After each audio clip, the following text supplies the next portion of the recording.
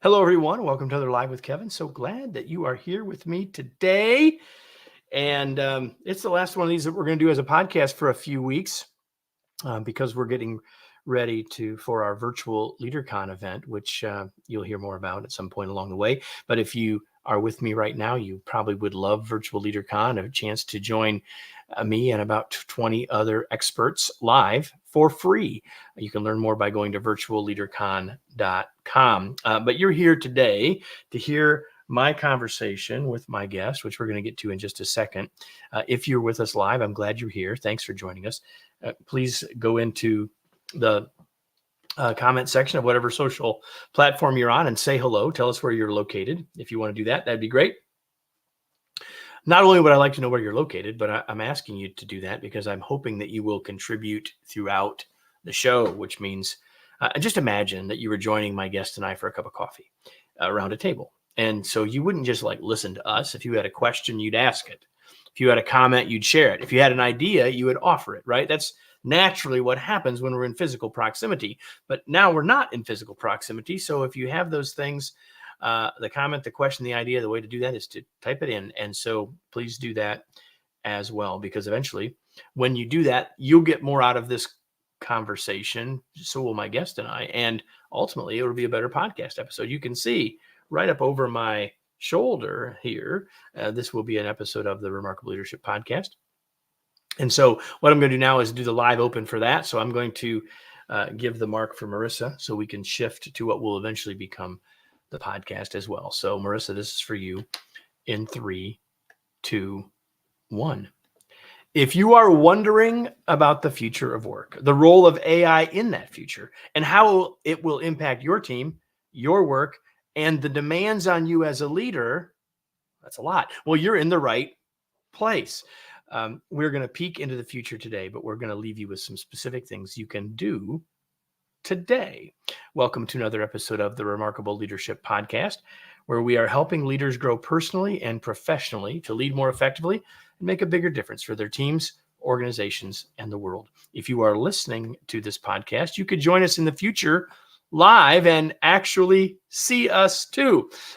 You can get access to find out when we're doing the live episodes, get that schedule, and get other information about the show by going to either our Facebook or LinkedIn groups, 2 of the places where you can watch us live. Just go to remarkablepodcast.com/Facebook or remarkablepodcast.com/LinkedIn. I hope you'll do that. Today's episode is brought to you by our new book, the second edition of The Long Distance Leader, Revised Rules for Remarkable Remote and Hybrid Leadership. If you lead a team that is distributed in any way, this book will give you new skills, insights, and the confidence to lead more effectively in this new world of work. You can learn more and order your copy at remarkablepodcast.com/LDL. Stands for Long Distance Leader. So with that, let me bring in my guest, and then I will introduce her, and we will dive in. My guest today is Dr. Nada Sanders. She is an internationally recognized AI thought leader, an expert in forecasting and global supply chain intelligence, and distinguished professor at the Demore McKim School of Business at Northeastern University in Boston. Ranked by Stanford as one of the world's top 2% of scientists, she's a sought-after speaker, the author of 100+ top-tier scholarly publications in 7 books, including The Human Machine, AI, Human Virtues, and the Superintelligent Enterprise. And all of that to say, everybody, that I'm just a little bit challenged by having someone this smart joining me today, but I'm glad that she's here. I've had the chance to dive into a good bit of this book, and I'm excited to have you, Nada. Thanks for joining us today. Thank you, Kevin, for having me, and thank you for the kind words. That's really nice. Thank you. Well, you're welcome. There's always got to be the less smart person in the room. Clearly, today that's me. No. And if I may just chime in onto that, I really think one of the keys, and we're going to get into details in the podcast, but one of the keys is for all of us to be humble because I'll tell you one thing to start this out. The more I know, the more I realize how much I don't know.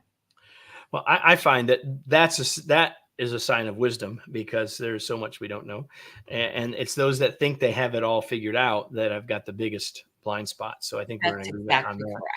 correct. So you didn't wake up when you were 7 years old and say, I'm going to be an expert in AI and global supply chain logistics. So tell us a little, I'm guessing, like, I'm really pretty sure that probably wasn't true when you were 7 years old. So like, tell us a little bit about the journey, like in short, sort of how do you end up in this spot as a distinguished professor, a top 2% of the world's scientists? Just a little bit about the journey, would you?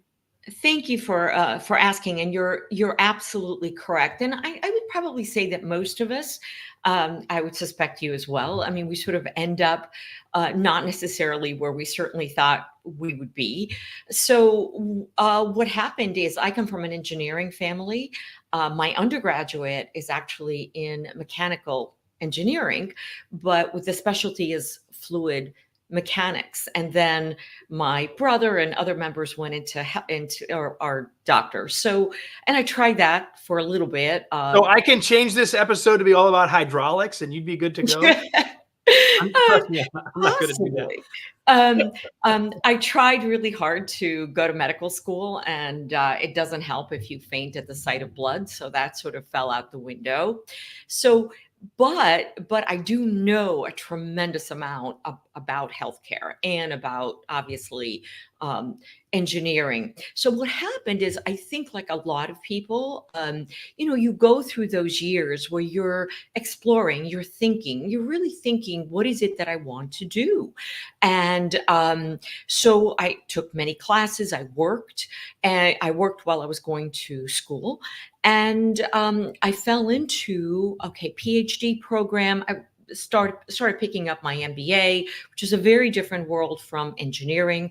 Ended up majoring in operations and supply chain management, which are supply chains are essentially flows. So if you think about it, in many ways, it is not too unlike fluid mechanics, right? But then, as a doctoral student, I remember the class vividly. It was a forecasting class, and it was the most fascinating course I'd ever taken. It was forecasting, prediction, and the understanding the way that we make forecasts, whether it's a business forecasting what they're going to sell next quarter, whether it's deciding or figuring out what climate change is going to do, what the propagation of COVID is going to be. When you are predicting the future, we actually use the same kinds of models. Well, to me, the idea that I could, have these models and ways that I could predict the future was incredible. And so there I am. I thought, this is what I want to do within the context of business. And then my dissertation was, I ended up getting this big award and opportunity to work with companies. I'm still remember a young doctoral student in my mid-20s, going into companies, and I had access to data to do forecasting and prediction within the supply chain context. Now, forecasting, once you go into businesses, forecasting is decision making. And how is it done in business? It's with algorithms. It could be a simple spreadsheet. It could be there is something that is quantifiable. Now, what I learned in going through this process was that actually in real life, it's humans that oftentimes, most of the time, make the final call. And now we fast forward. So we moved on past small data sets and Excel spreadsheets, and we are in the age of AI. The interaction of how individuals and teams and companies and their supply chains work with AI within the business and supply chain context is where we are today. So you can see the journey. It wasn't something that, I planned, but I think also when you take that journey, what happens is you pick up knowledge along the way, different pieces of knowledge that you're able to then bring together and assemble together. And I was just thinking about this the other day, a lot of my very initial work really had to do with what is the best, the most efficient way for businesses and business people to do executive overrides. When do they intervene with the technology? How do they intervene? And that is actually the very latest thing that people are talking about with regard to AI. So here we are, and this is really how it happened. But I think the lesson there, I think for everyone, is to really think. As you're evolving. I think we are in a world today that I don't think anybody can just say, well, in 20 years, this is exactly what I want to be doing. I think that's fair. And one of the reasons that I ask that question that I led with you, I ask it often. And often it gives us all, as a listener to you, a perspective on the connection of how it all hooks together. When I got this book in the mail, in full disclosure, I looked at it. I said, well, this is kind of interesting. I looked at it like, there's a lot here. And then, but here's the thing that struck me. This is a book that's talking about AI and superintelligent enterprise. That's the title of the book. Here's what struck me, though. Second edition. Because I think, okay, this kind of book doesn't surprise me that we would be seeing it now. Most of us in the unwashed masses think about AI in many ways when ChatGPT came along 18, 20 months ago. And yet this is the second edition of this book. And so I'm curious. Well, we could have a whole conversation about how you got to the first version, the first edition, but I'm really curious what in this really rapidly changing world, and not just on the computer side, right? What is it that is maybe the big idea that's different, or what's made the big idea different in a second edition of the book in a post-COVID world? Great question. And if I may, it does link to the first edition, what happened with the first edition and then how it evolved into the second. So there is a little bit of a story, and I'll try to be brief. Thank you so much for putting it up there. So this research has been going on for a while, and the initial impetus for this book was for us to go into companies, and we were mesmerized with AI technology. So this is now 2018, 2019, right? We're all abuzz in terms of what, even then, I know, technology is taking over jobs. I remember the dialogue. So we wanted to go into companies and find out what the latest and greatest is.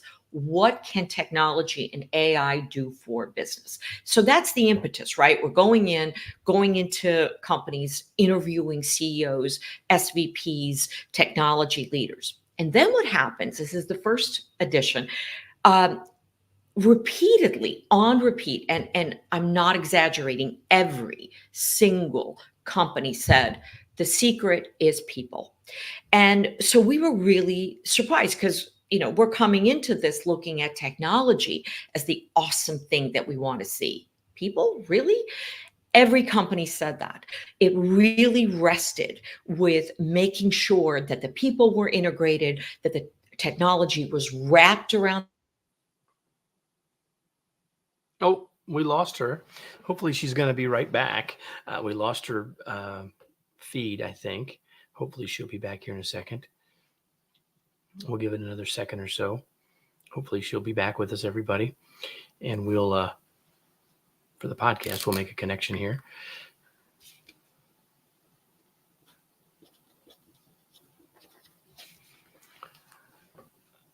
And so everybody who's watching this live or watching the recording of this, if we don't get her back here shortly, we will reschedule this and create this interview and finish this interview. If we're actually stay stuck, let me see if I can do something that might change anything. Okay, she has left. I'm going to give her a second to hopefully come back. So if you're with us live, stay with me for a second. We're talking. I have been talking with Dr. Nada Sanders, the author of this very interesting new book, The Human Machine, AI, Human Virtues, and the Superintelligent Enterprise. I'm going to guess that she's feverishly trying to get back here. And it's the the vagaries of technology, clearly, and all of you have probably been in that spot at some point in time. So we'll give her another minute or so to hopefully come back and join us. And if not, as I said, we'll post on this link where an updated and final version of this conversation will take place. So if you're joining me live and if you're with us so far and you have a question so far, feel free to make a comment. I'll be happy to try to answer it when she gets back. And again, we'll give it another minute or so. Hopefully she'll be back. While we're waiting, let me just let you know that in the middle of September, we'll be doing an event called Virtual LeaderCon, which is a 2.5 day long event run on a totally different platform that allows for a tremendous amount of interaction between the participants from around the world and my guests and I. The conversations are similar to the ones we have here on the podcast or on these lives, but different in a couple of important ways. Different in that there's much more interaction with the participants, the audience, and so there's much more of a fluid sort of development of the conversation. And so we will have over 3 days about 20 guests joining me for a variety of conversations.